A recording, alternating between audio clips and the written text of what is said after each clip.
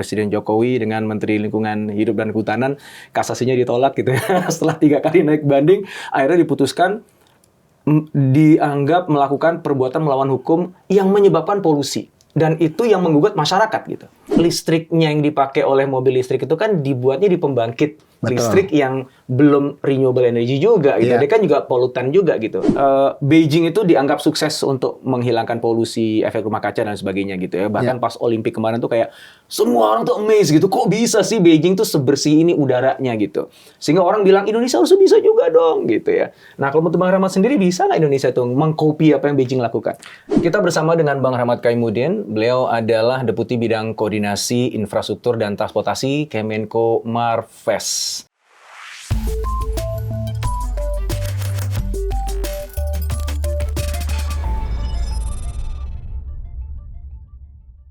Kita nggak ngomongin tentang hukumnya nih di sini Bang, karena itu kayaknya beyond dari pembahasan kita. Tapi saya ingin menggunakan itu sebagai titik awal diskusi kita nih Bang, tentang masyarakat yang udah gerah bukan hanya secara fisik emang keringetan gitu Pak Anas ya, tapi secara emosi gitu. Nah, kita pengen dengar langsung nih dari Bang Rahmat nih, apa sih sebenarnya upaya-upaya yang pemerintah lakukan untuk bisa mengatasi isu iklim dan juga otomatis polusi gitu Bang. Monggo Bang. Terima kasih Pak Indrawan. Jadi mungkin kita keluarkan dulu diskusinya dari hukum. Ini mungkin kita anggap 2 orang teman ngobrol lah ya, dengan beberapa pengetahuan yang kita punya dan hal-hal yang pernah kita pelajari. Nah, jadi kalau kita cerita mengenai iklim dan juga mungkin dengan polusi udara yang berkaitan dengan situ, mungkin saya cerita dulu tentang masalah pemanasan global ya, atau iklim lah dalam hal ini orang biasa bilang. Tapi sebelum itu mungkin kita pastikan dulu nih, karena nggak semua orang setuju. Ada yang bilang juga, oh pemanasan global itu hoax gitu ya. Jadi kita sebelum ngomong ke situ biasanya saya pastiin dulu, udah sama belum bahwa persepsinya bahwa pemanasan global itu real. Ya, mungkin kita kalau saya biasa bilang, ya coba aja dulu kita yang pernah ngerasain di Bandung dulu dingin, sekarang enggak, ya kan? Sekarang udah enggak terlalu. Jadi itu real. Yang kedua, pemanasan global itu disebabkan oleh konsentrasi gas rumah kaca yang makin tinggi. Itu juga sainsnya begitu ya. Dan tentunya gas rumah kaca yang paling prevalent itu kan CO2. Nah, dan CO2 itu munculnya dari mana? Dari pembakaran karbon. Jadi kalau kimianya tuh C plus O2 sama dengan... Jadi emisi gas buang dari kendaraan-kendaraan bermotor, terus pabrik-pabrik itu ya? Intinya pembakaran karbon. Ya. Jadi setiap ada karbon atau hidrokarbon, dibakar, keluarlah CO2 tadi sebagai hasil pembakarannya. Nah, itulah yang muncul di atmosfer, menjadi gas rumah kaca, membuat pemanasan global. Nah, kalau kita cerita mengenai polusi udara, itu sebenarnya proses yang sama, mereka ini, saya bilang ini saudara kembar lah. Antara polusi dan emisi CO2. CO2 tadi, oke. Kenapa? Karena ujungnya biasanya, sumbernya biasanya sama, dari pembakaran. Pembakaran karbon tadi? Pembakaran, ya. Jadi kayak misalnya begini, kalau kita cerita pembakaran kan, rumus kimianya misalnya kita bakar gas alam CH4, ya kan, CH4 tambah O2 gitu, jadi CO2 tambah H2O gitu kan ya. Itu Bang Rahmat itu dulu teknik kimia tuh bukan? Pernah belajar sedikit. Oh serius ya? Pernah ya? Oke, lanjut Pak. Nah, misalnya dari situ, tapi kita kan nggak bakar hidrokarbon sempurna atau karbon yang sempurna. Biasanya di batu bara, di bensin dan sebagainya itu ada partikel-partikel lain. Nah, jadi kalau kita cerita CO2 itu nggak ada baunya, nggak ada rasanya dan sebagainya kan. Ya kayak kita bernafas aja keluar CO2 kan. Nggak berasap nih keluar dari hidung kita kan. Nah, tapi kalau kita lihat kenapa knalpot ada asapnya? Karena yang dibakar itu bukan hanya karbon, dia juga punya sulfur, dia punya nitrogen dan sebagainya. Nah, itu yang berkumpul menjadi partikel-partikel. Nah, partikel-partikel itulah yang naik ke udara, ya jadi rumah kaca. Ya, bukan hanya rumah kaca, menjadi polutan. Oh, makanya tadi saudara. Iya, karena ujung keluarnya sama. Jadi kalau dia knalpot itu keluar CO2 keluar, sulfur So, keluar. ya, SOX, Iya. NOx dan lain-lain juga Iya, keluar. keluar. Partikel-partikel itu juga Jadi keluar. sumbernya sama, ya, yang menghasilkan tuh sama, Ya. hasilnya ada dua. Ya, Ya, hasilnya rumah kaca yang karena gas rumah emisi kaca, karbon tadi, gas rumah kaca, CO2, dan juga polusinya. polusinya. Berarti kalau kita pengen menyelesaikan masalahnya itu sebenarnya kalau kita beresin keluarannya tadi, dua-duanya selesai dong harusnya, Bang? Harusnya bisa. Jadi karena ujungnya sama ya. Nah, sekarang kita bahas satu-satu dulu ya. Nah, kalau kita cerita emisi gas rumah kaca atau CO2, kalau di Indonesia itu kira-kira sekitar 40-an% ya, 42% itu datangnya dari power sector. Jadi PLTU ya, gitu. pembangkitan listrik lah, Oke. ya, dari power gitu kan. Kemudian sekitar 23% itu datang dari transportasi. Oke. Ya. Knalpot. Dari asap pembakaran, Pembuangan. ya, transportasi. Sisanya yang 23 lagi itu datang dari industri. Oke. Dan the rest itu biasanya dari household, ya. Misalnya kita masak pakai gas LPG itu sebenarnya keluar CO2 juga, kan? Karena kan bakar ini kan gas gitu ya. Nah, ini profilnya. Jadi kita kalau dari sisi gas rumah kaca, kita mau handle apa sih? Bagaimana caranya nanti kita meningkatkan elektrifikasi kita atau pembangkitan listrik kita itu kalau bisa dari yang berkelanjutan yang emisi rendah. Oke. Apa misalnya dari hydro, dari geothermal, dari solar panel, dari wind, atau kalau enggak misalnya dari gas, bakar gas alam itu juga emisinya lebih rendah. Nah, kalau kita lihat dari profil polusi itu agak sedikit berbeda. Nah, yang kemarin yang banyak studinya itu di Jabodetabek, di Jakarta lah, Jakarta ya. Nah, studinya itu ada beberapa studi dan ini kita lagi mau tingkatkan lagi. Sebenarnya yang paling banyak polutannya itu polutan ya, bukan CO2 ya. Polutannya itu datang dari sektor transportasi, malah. Oh. Ya. Bukan dari pembangkit listrik, bukan dari industri. Kebetulan nggak banyak pembangkit listrik di daerah Jakarta. Oke, ini fokusnya di Jakarta nih ya. Jadi fokusnya Jakarta. Industri juga kan walaupun ada, tapi nggak banyak ya. Dia dari pinggiran ya. Pinggiran. Nah, dan kalau kita cerita polusi, tentunya ya yang faktor-faktornya juga berpengaruh ya. Jadi pokoknya ada pembakaran, selama yang dibakar bukan pure hidrokarbon, ada yang lain-lainnya pasti akan ada polusinya gitu ya. Nah itu transportasi banyak, kemudian ya industri juga ada, pembangkitan juga ada dan sebagainya. Tapi ada satu faktor juga yang sangat penting kalau untuk polutan, yaitu ada angin. Jadi faktor cuaca juga sangat menentukan. Saat ini isunya adalah bagaimana caranya kita bisa mengurangi pembakaran itu tadi. Apa yang bisa kita lakukan gitu ya. Dan yang kedua, kalau misalnya kalau CO2 itu adalah pembakarannya ya. Tapi kalau polusinya ada hal-hal yang bisa dilakukan, yaitu yang dibakar itu kalau bisa lebih berkualitas. Oke. Ya. Artinya kalau konteks transportasi berarti bensinnya harusnya kualitasnya lebih baik. Ya, bensin atau mesinnya. Oh, atau mesinnya, ya betul. Ya. Jadi bensinnya atau bahan bakarnya, dua-duanya lah ya, mesinnya, harusnya ya. Dan terakhir juga ya di ibaratnya di cerobongnya atau di knalpotnya juga ada juga yang bisa ditangkap kan, filternya. Jadi itu juga bisa membantu lah untuk mengurangi emisi tadi. Makanya kalau misalnya kita lihat apa yang dilakukan pemerintah, sebenarnya beberapa waktu lalu ada banyak yang razia-razia itu kan. Razia emisi ya? Razia emisi, baik di kendaraan, baik juga di beberapa industri, ya dilakukan, diperiksa ya. Karena kita kan ada standar emisi. Ya mungkin nggak gampang juga kita untuk kontrol semua ya. Dan kepatuhannya mungkin juga belum terlalu baik. Jadi ya ini harus mulai perlu ditegakkan.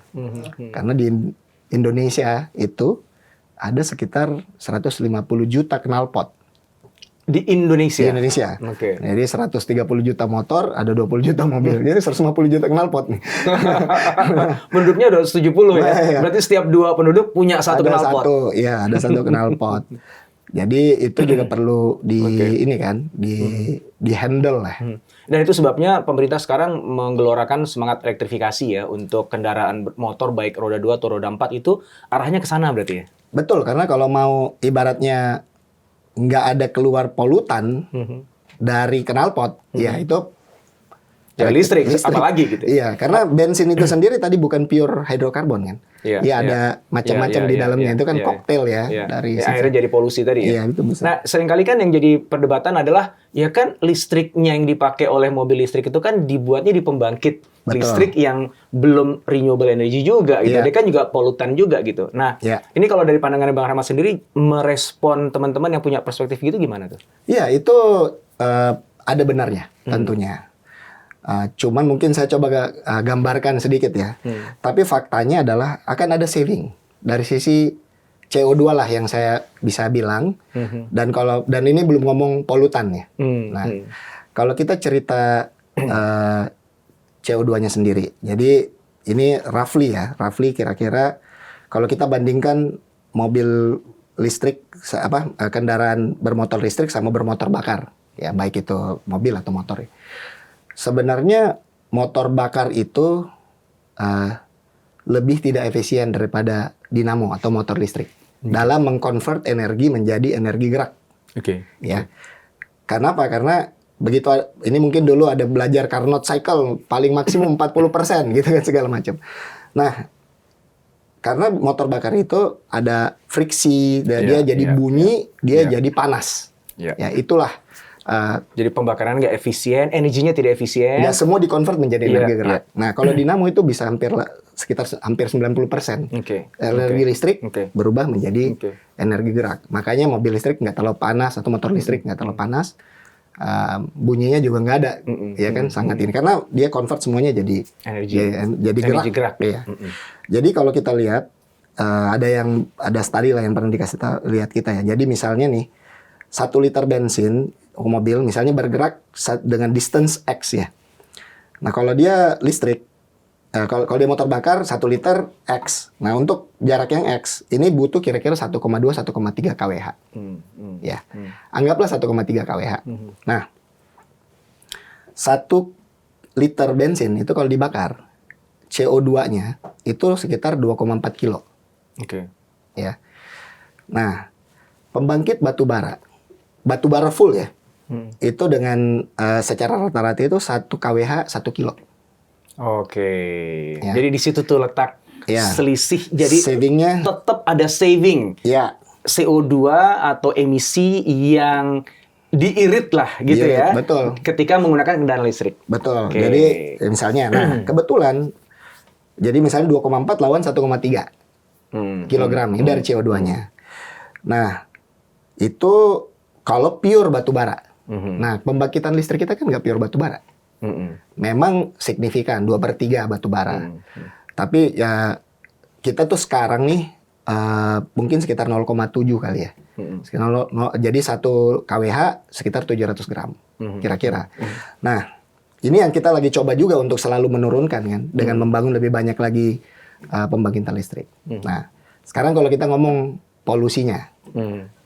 Kalau kita di PLTU memang cerobongnya gede. Ya, banyak ya keluar lah.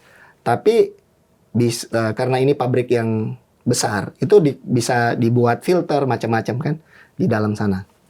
Tapi gimana caranya ngumpulin knalpot 150 juta balik lagi tadi? ke situ ya.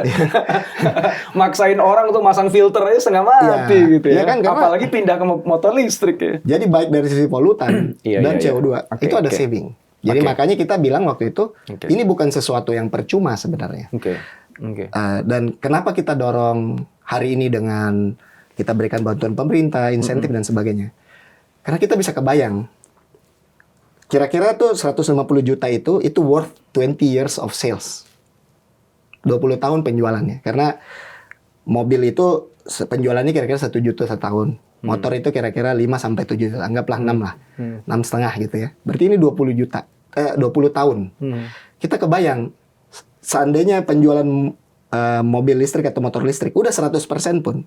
untuk mengganti yang masih combustion engine itu ya. yang ada di sini itu masih butuh PR 20 ya? tahun. 20 tahun. Jadi kan ini perjalanan yang Iya. harus dimulai hari ini. Iya. Jadi Iya. itu yang kita bayangkan. Jadi saya pikir teman-teman waktu itu udah this is the right thing to do. Kita harus dorong untuk sekarang untuk membangun apa ya Oke. momentumnya. Nah, selain elektrifikasi di kendaraan, Ya. apalagi Bang yang menjadi inisiatif pemerintah atau kebijakan yang dibuat pemerintah untuk mengurangi polusi ataupun juga itu tadi ya efek rumah kaca tadi ya. Ya, kalau yang dari sisi efek rumah kaca yang paling besar itu tentunya adalah dekarbonisasi. Kita bilangnya decarbonize the grid atau mengurangi pembangkitan listrik yang berbasis fosil. Oke. Ya. Oke. Jadi, Jadi itu yang apa retirement dari PLTU itu contoh. Ya. Nah ini memang kondisi kita juga yang lagi menarik juga. Jadi gini, kita hari ini di Indonesia misalnya butuh kira-kira sekitar pembangkitan listrik kita butuh sekitar 60 gigawatt ya. Dan kita akan selalu berkembang kan, selalu membangun. Nah kebetulan memang 2/3 itu coal fired dan ini baru dibangun banyak recently ya, mungkin the past 20 years lah ya. Oke. Jadi average kalau hitungan teman-teman average coal fleet umurnya itu sekitar 12 tahun. Padahal orang biasa pakai sampai 30 tahun, 25-30 tahun dan sebagainya. Jadi ini kan kalau mau dimatikan ya berarti ada yang harus di write off ya aset gitu. Jadi itu satu hal. Nah, itu kan butuh pembiayaan.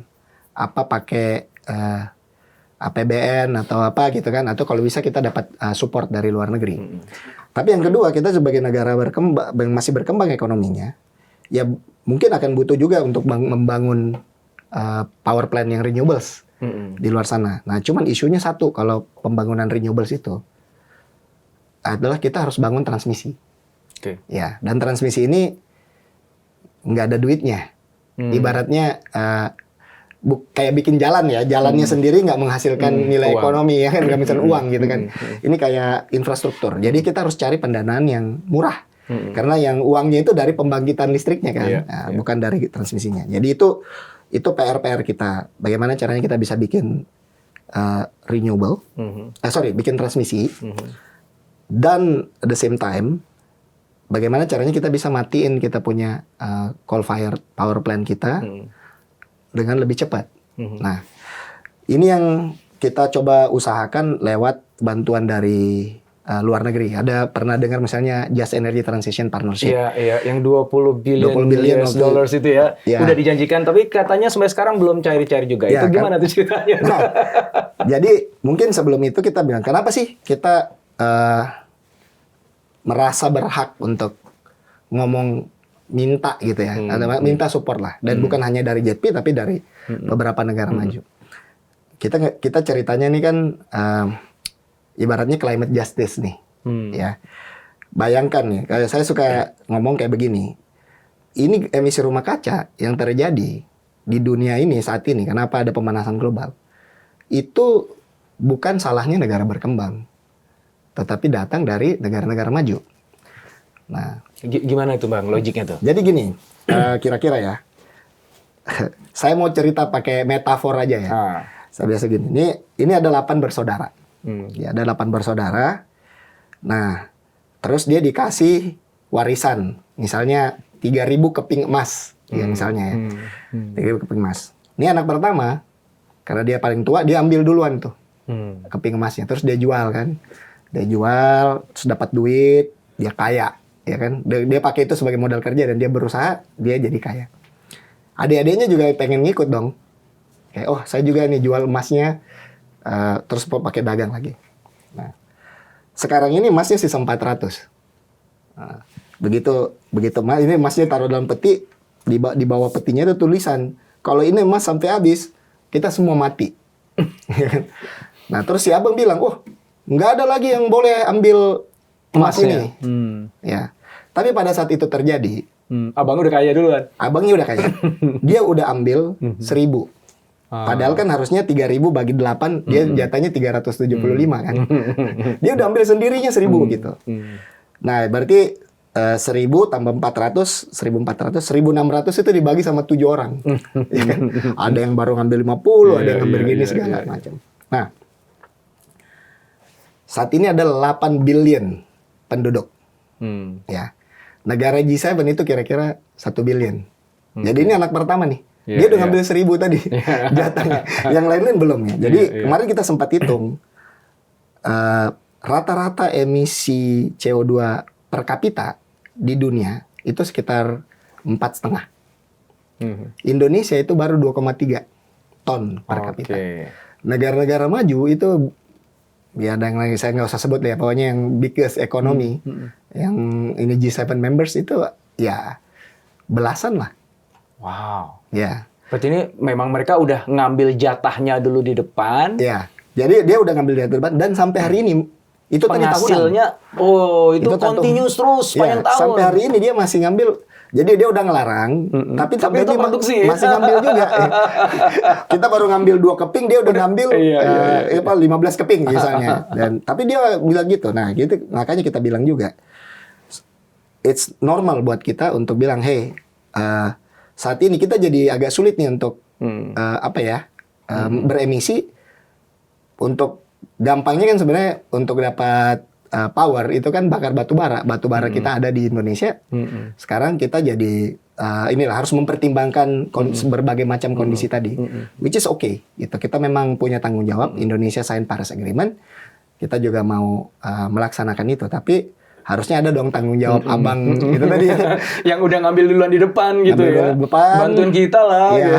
Kalau nggak Oke. balikin tuh yang Iya, sisanya yang 1.000 gitu ya. Iya.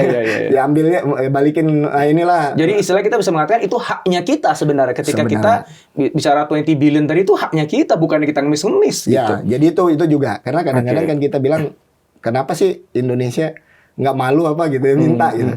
Sebenarnya kalau dari sisi climate justice memang sudah saatnya kita remind negara maju ini bahwa mereka juga punya tanggung jawab karena emisi itu global public goods. Iya, iya. Semua orang kena Berkepentingan gitu, ya. dan berkepentingan. Jadi kalau misalnya kita harus mengurangi jatah kita, ya berarti harus dapat support lah dari yang udah ibaratnya udah mengeluarkan emisi dari tadi. Nah, memang tapi ke depan kenapa ini ibaratnya belum jalan ya, karena salah satu hal yang harus dilakukan adalah kita lagi bikin planning. Jadi what is Indonesia decarbonization looks like dari sisi power. Nah, ini kebetulan besok plan-nya itu akan di-launch. Oke. Jadi plan untuk penggunaan yang 20 billion USD itu. Lebih tepatnya adalah what is Indonesian roadmap untuk mendekarbonisasi power sektornya. Regardless yang 20 billion tadi. Karena kita lihat dari sisi roadmap itu akan membutuhkan jauh lebih besar daripada 20 billion.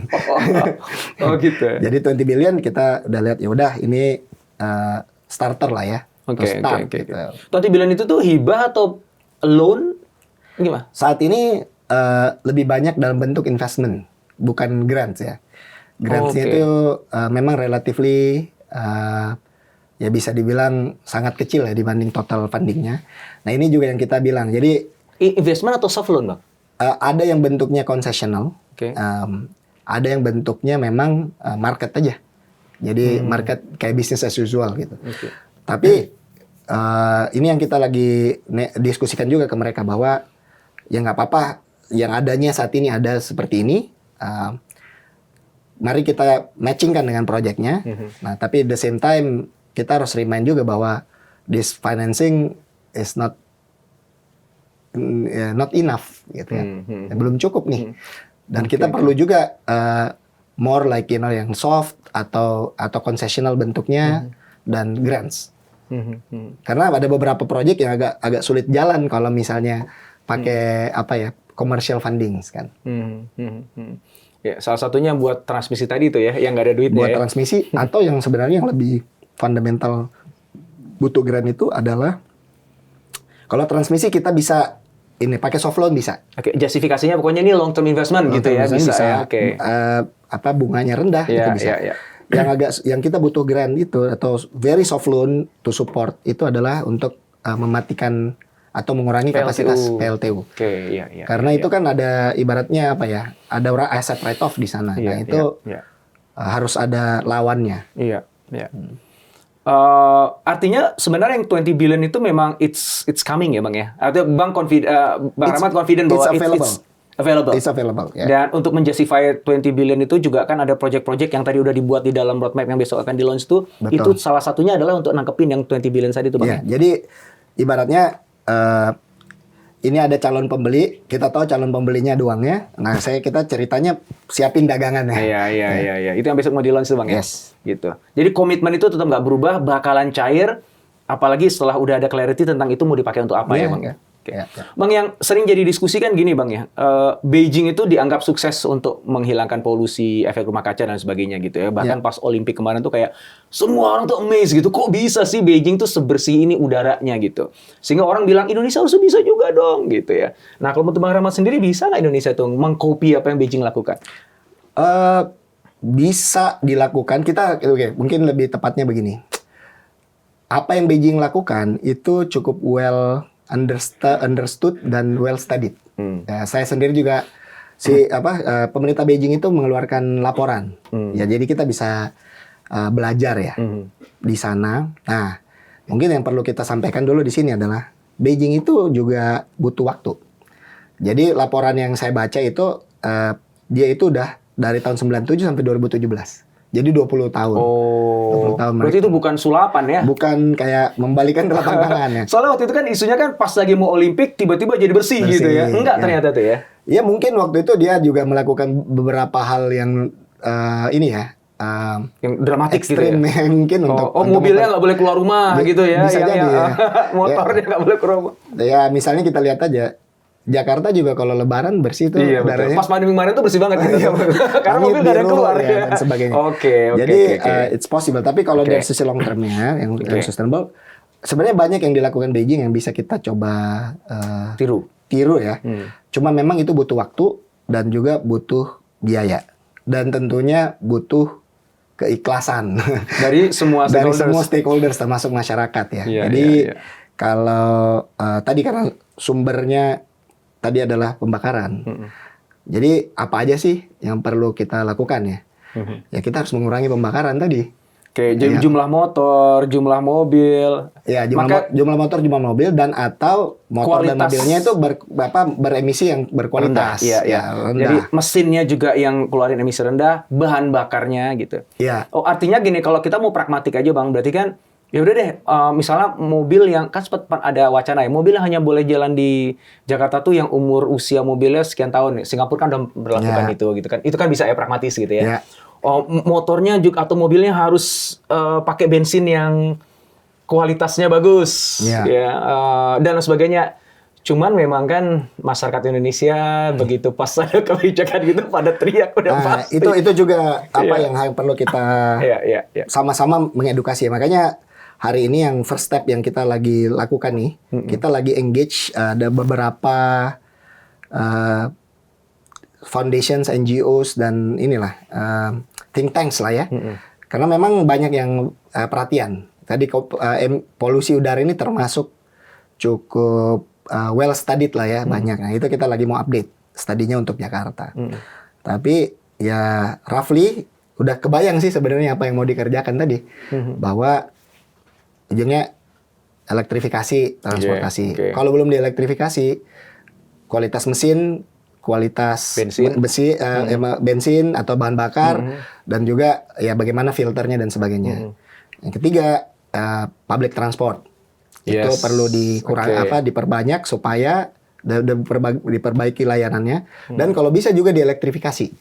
Public transportnya ya? Iya, jadi bus-bus dan sebagainya. Karena memang yang cukup banyak emisinya itu dari heavy duty jadi bis dan truk itu cukup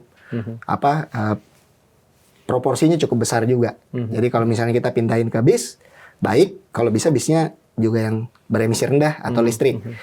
Itu dari sisi dari sisi transport. Tentunya juga kita juga harus lihat nih industri cerobong-cerobongnya, kadar emisinya seperti bagaimana, bisa nggak mereka invest. Kayak di Beijing itu mereka malah ibaratnya disupport untuk menambah alat ya supaya emisinya rendah. dan atau dipindahin. Oh. Nah, yang kayak gitu-gitu tuh. Iya. Di Cina Lebih mudah untuk iya, diskusi mungkin ya. lebih mudah. Kita kan Oke. sebagai negara demokrasi tentu Iya, ada batasannya. iya. Jadi ini yang Oke, perlu kita oke. pikirkan ya. Oke, menarik. Bang, terakhir nih Bang, kan kemarin barusan Bang Rahmat kan bersama dengan Menko Marves tentu aja kan menginisiasi ISF tuh Bang ya, Indonesia Sustainable Forum, dan itu pertama kali dilakukan. Ingin menjadi kayak Davos-nya Southeast Asia lah ya, kayaknya spiritnya sih ke sana kayaknya Bang ya. Boleh cerita dikit nih Bang, untuk supaya teman-teman juga ngelihat bahwa effort yang kita lakukan itu beyond dari semua yang tadi disampaikan ya, membuat perencanaan, terus melakukan serangkaian inisiatif, tapi juga kita ingin menjadi kayak pusat. Dan saya menduga ya Bang, kalau orang luar yang lihat itu kan kayaknya keren banget gitu ya. Menjadi kayak pusat untuk sustainable energy di Southeast Asia atau bahkan mungkin Asia. Boleh Bang, cepat aja apa sih Bang yang dimaksud dengan ISF itu, misinya mau dibawa kemana dan bagaimana itu akan bawa Indonesia nantinya jadi bukan cuma sekedar kelihatan keren di luar, tapi beneran secara internally akhirnya bisa sustainability dan juga polusi dan bahkan ngomongin CO2 tadi juga ikutan hilang. Jadi bukan cuma sebagai kayak project mercusuar yang keren-kerenan doang gitu Bang. Ya. Jadi sebenarnya memang tujuannya ya saling mendukung ya. Jadi pada prinsipnya ini ada, kalau Pak Joko bilang kan kita bukan yang ngomong doang ya, talk the talk gitu. Kemarin di Stanford beliau ngomong gitu, tapi kita actually yang walk the talk gitu kan. Sehingga tapi filosofi dasarnya untuk khusus ISF-nya ini pertama dari realisasi kita bahwa Indonesia ini adalah negara yang sangat strategis. Jadi negara besar, penduduknya nomor 4, kebetulan bagian dari G20 ya, dan kita juga bukan kebetulan sih, kita bagian dari G20 dan kebetulan kita dianugerahi banyak sekali resource. Baik itu critical minerals yang dibutuhkan untuk energi transisi ya, nikel, copper, tin, bauxite dan sebagainya gitu ya. Jadi kita punya natural resources dan kita juga punya sumber renewable energy yang sangat banyak. Dan bukan hanya itu, kita juga punya fosil energi yang banyak juga gitu kan. Jadi masalah ini yang dihadapi Indonesia sangat kompleks dan punya banyak pilihan-pilihan ya. Bagaimana kita bisa berkembang ekonomi kita, bagaimana caranya kita bisa mengurangi ketergantungan ekonomi kita terhadap fosil dan sebagainya. Jadi ini isu-isu global. Dan kalau kita bisa kerjakan ini dengan baik, ya sebenarnya bisa ditiru atau bisa jadi benchmark buat negara-negara lain.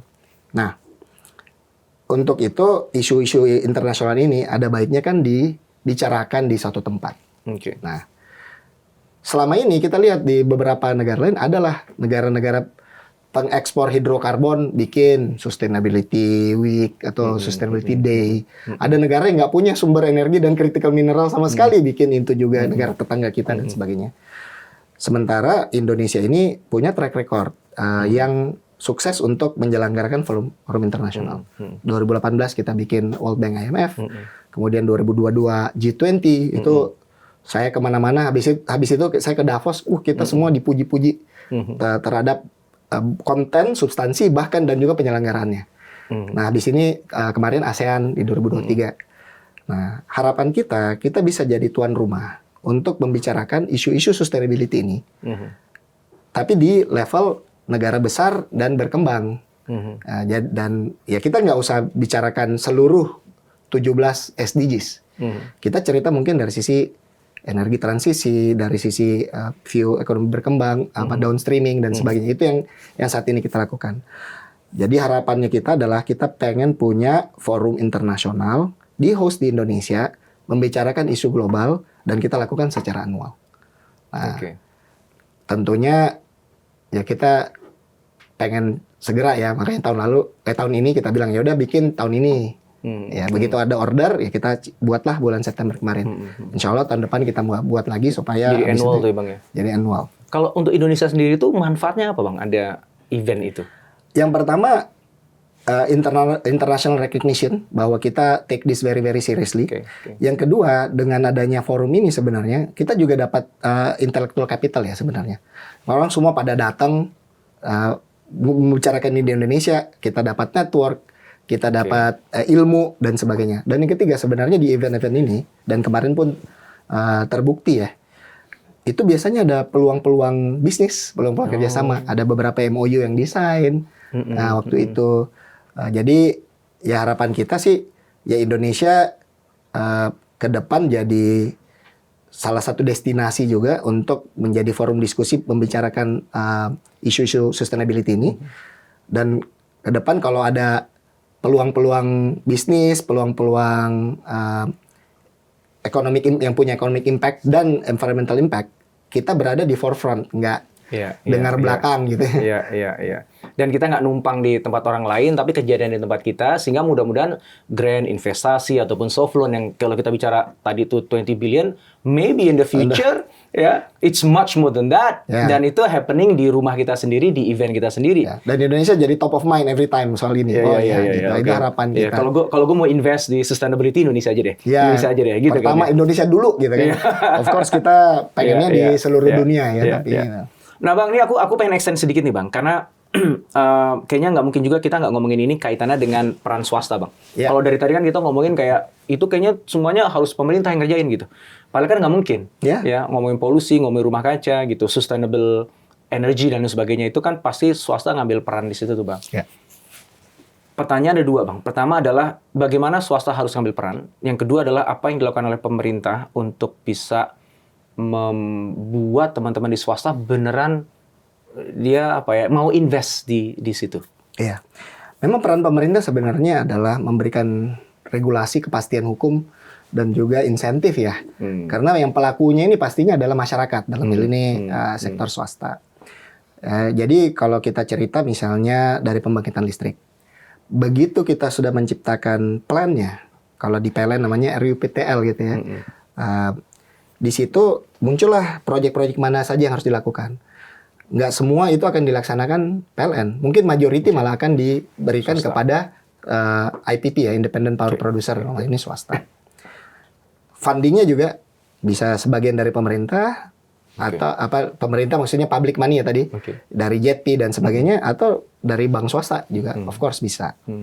Nah kalau kita cerita misalnya dari sisi elektrifikasi, transportasi, dari kami kan hanya menyediakan insentif dan peraturan. Insentifnya sekarang pajaknya lebih rendah, gitu kan? Kalau TKDN-nya 40% gitu. Nah ini yang kita berharap, atau kita misalnya kasih 7 juta kalau beli motor, kalau TKDN 40%. Harapan kita tentunya dengan memberikan insentif ini, masyarakat jadi lebih bergairah, lebih melihat ini sebagai, saya ada pilihan. Kenapa sih pemerintah segitunya mau kasih kan tuh? Karena kita pengen orang berubah shifting gitu kan. Nah begitu shifting, pasar terbentuk. Nah yang menyediakan kendaraan-kendaraannya ini tentunya dari sektor swasta. Jadi kita lihat ada berapa saat ini untuk motor aja ada, kalau nggak salah ada 15 pabrikan yang sudah qualified gitu ya. Memang kalau mobil saat ini baru 2. Nanti kita lagi dorong juga supaya ke depan bisa lebih banyak lagi.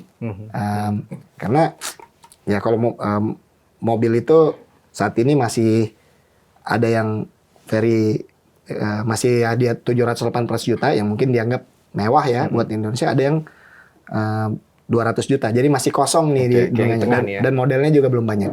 Jadi harapan kita nanti kita buat pabrik-pabrik yang terbentuk, modelnya bisa lebih banyak, harganya bisa lebih bervariasi. Itu kira-kira yang bayangan kita. Dan tentunya ya ke belakangnya lagi pasti akan ada hal-hal lain lagi nih. Begitu pasar yang terbentuk, supply chain-nya juga pasti dibutuhkan gitu kan. Untuk pembangkitan misalnya solar panel nih, kita juga lagi dorong misalnya kita minta orang bangun pabrik solar panel di Indonesia. Nah, untuk itu kita juga ada G2G discussion dengan Singapura. Kita bilang kalau misalnya ada ekspor listrik hijau dari Indonesia ke Singapura, kita perbolehkan, tapi syaratnya 3 sih.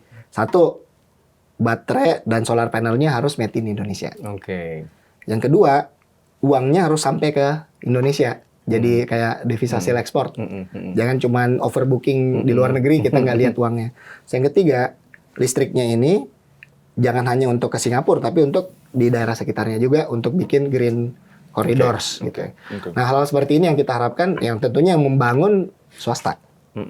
Funding swasta. Jadi intinya adalah kalau swasta mau terlibat sekarang, yang paling mudah adalah di electrification-nya, gitu Bang. Baik sebagai produsennya ataupun sebagai users-nya. Ya, jadi pastinya tadi dari pembangkitan listrik itu udah very very common, banyak peluangnya. Kedua juga dari sisi kendaraan listrik ke depan ya harus mulai diantisipasi juga nih, karena bukan hanya pabrik motor atau mobilnya saja kan, supply chain-nya juga nanti beda, bengkelnya pun nanti beda. Dan itu akan ngebuka satu industri baru lagi nanti di sana ya. Sejauh mana sih Bang appetite dari industri swasta khususnya ya terhadap electrification ini? Kita udah tahu kalau pemerintah udah jelas lah ya, kelihatan semangatnya gitu kan, ngasih subsidi di mana-mana. Tapi tarikan market satu berarti kan dari aspek masyarakat, dan kedua adalah dari sisi produsennya atau dari korporasinya atau dari industrinya sendiri. Kalau gayungnya bersambut ya gitu. Bersambut. Ya tadi kalau saya bisa bilang excitement-nya ada. Tadi kayak motor, pabrikan motor aja ada 15 yang qualified ya, belum lagi yang belum ya, yang lagi mencoba. Dan tadi dari pabrik-pabrik mobil pun saya tahu nih, saya masih belum bisa ngomong, tapi saya yakin tahun depan itu akan melonjak jumlahnya yang akan mulai bangun pabrik dan sebagainya. Jadi cuma memang ya kayak apa ya? Ini masih baru ya, chicken and egg ya. Jadi mereka juga nggak mau langsung terjun banyak gitu ya, karena nunggu infrastruktur, nunggu demand segala macam. Jadi ya wajar lah. Ini kan dari masa-masa awal. Nah, mungkin yang kita lagi dorong. Jadi hasil studi mengatakan dari Bloomberg mengatakan ada 19 negara kalau nggak salah mereka search bahwa tipping point itu muncul di penjualan 5-10% dari total dari penjualan baru. Jadi misalnya dari total combustion engine atau dari semua electric vehicle, semua penjualan mobil misalnya 5-10%. Jadi kalau di kita ini misalnya 50.000 sampai 100.000 kalau mobil ya. Kalau motor ya berarti sekitar 300 sampai 600.000. Ketika 5% sampai 10%-nya adalah electric vehicle, tipping point-nya tercipta. Itu akan terjadi. Nah, ini contohnya misalnya di Tiongkok ya. Tahun 2022 itu sudah 29% market share-nya. Wow. Tiongkok. Tahun 2021 15. Turun. Enggak, tahun 2021. Oh, sebelumnya. Jadi sorry. Naik, naiknya signifikan banget ya. Dari 15 jadi 29 ya. Kemudian di Thailand. Thailand itu tahun 2022 kalau nggak salah 1, something di bawah 2. Tahun ini itu udah 8 something. Kenapa? Karena tahun lalu mereka buka pasar dan mobil-mobil listrik yang berbagai jenis itu masuk. Jadi di Indonesia berapa sekarang? Saat ini tahun lalu kita masih di 1%-an. Tahun ini I need to check again ya with all this, karena insentif kita kan baru keluar di pertengahan tahun ya. Tapi mungkin saya bayangin 2-3 paling. Lumayan lah, udah naik 2 kali lipat. Lumayan. Kalau itu sih, kalau naik pasti naik. Iya. Dan itu confident ya pemerintah bahwa ini akan terus-terus naik gitu? Iya, saya pikir begitu. Karena ini kayak you are an expert untuk change ya. Ini kayak change curve. Ini kita masih berada di early adopters. Iya. Kita perlu educate semua yang early adopternya, the first 10-15% of the population. Prediksinya kapan tuh Bang kejadian sampai kita reaching the tipping point Bang? Well, harapan kita sih tadinya tahun depan ya, tapi nggak tahu. Kita akan coba lihat the 5%.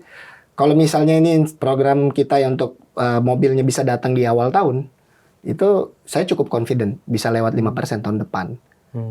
Karena banyak pilihannya ya. Karena kita lihat di Thailand lah ya. Motor ini yang mungkin slightly challenging. Jadi adopsinya. Ya, motor soalnya kalau mobil itu range-nya lebih panjang gitu ya. Lebih inilah. Dan misalnya gini, pilihannya terlalu banyak nih. Untuk motor. Pilihannya banyak. Tapi mungkin orang bingung kan, ini ada 15 yang mana nih gue beli. Jadi kita perlu sama-sama edukasi. Tapi mudah-mudahan bisa dapat juga ya. Jadi kita sih, kalau motor soalnya kan range-nya itu lebih pendek. Kalau mobil mungkin bisa 150, 200, bisa 200, 300 kilo. Kalau motor 50 dan sebagainya. Jadi solusi infrastruktur itu mungkin lebih harus kita perhatikan lah. Iya. Tapi saya quite confident bisa melonjak lagi tahun depan ya. Nah, tapi kalau yang paling penting target kita nih, kan in between kita berikhtiar ya untuk selalu dorong, tapi target kita adalah di 2030. Itu roughly 10% of the population. Udah menggunakan electric vehicle. Yes. Jadi 13 juta motor, 2 juta mobil. Wow. Itu. Oke, mudah-mudahan tercapai. Dan ujungnya yang paling penting adalah bahwa kita sebagai manusia kemudian bisa menikmati udara yang lebih segar, lebih sehat, ya. Karena polusi bisa solve dan juga tentu saja akhirnya CO2-nya lebih terkendali gitu ya. Bang, terima kasih sekali nih untuk sharingnya, very insightful, banyak dapat informasi baru. Dan mudah-mudahan bisa ngebangun optimisme teman-teman juga ya. Jadi nggak cuma ngeluh doang, ternyata kita tahu bahwa government kita juga do something about it. Tapi nggak mungkin government sendiri, kita semua harus ikut participate, gimana pun caranya. Ya, kita sama-sama usaha dan terima kasih. Ini saya juga masih belajar banyak nih. Luar biasa. Makasih banget. Makasih untuk waktu dan ilmunya. Makasih.